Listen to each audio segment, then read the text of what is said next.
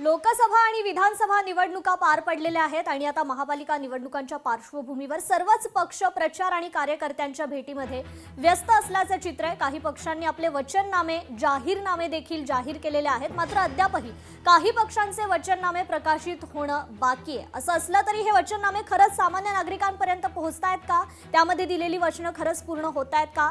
या संदर्भात आपण सामान्य नागरिकांशी बोलण्याचा प्रयत्न केला, त्यांच्याशी बातचीत केली आहे आमच्या प्रतिनिधी भाग्यश्री प्रधान आचार्य यांनी। विधानसभा लोकसभा निवडणुका पार पडल्या, वचननामे जाहीरनामे सगळ्याच पक्षाने प्रसिद्ध केले।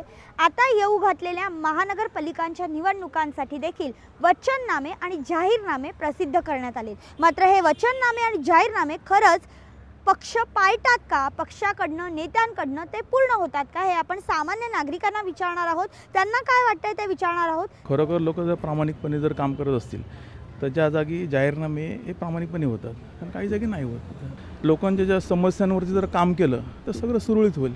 काही ठिकाणी होत पण नाही, खोटं बोलून पण निघून जातात, आम्ही हे करू ते करू, आणि इलेक्शनच्या नंतर येत पण नाहीत। असं पण आहे याच्यामध्ये की काही ठिकाणी येतात, सांगतात आम्ही आता तुमचे हे करून देऊ, तिकडे गटारं बांधू, तिकडे रोड बांधू, आणि आश्वासनं खूप देतात आणि मग त्यानंतर तिथून गायबच असतात। निवडणुका आल्यावरच सगळे जागे होतात आणि सगळ्यांची मतं मांडून घेतात।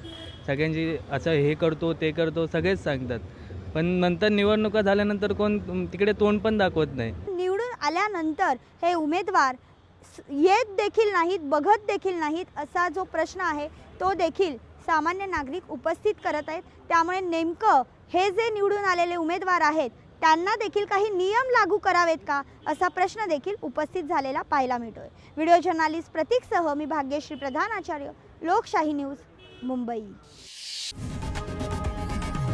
लोकशाही मराठी ऐका, पहा, जागरूक रहा।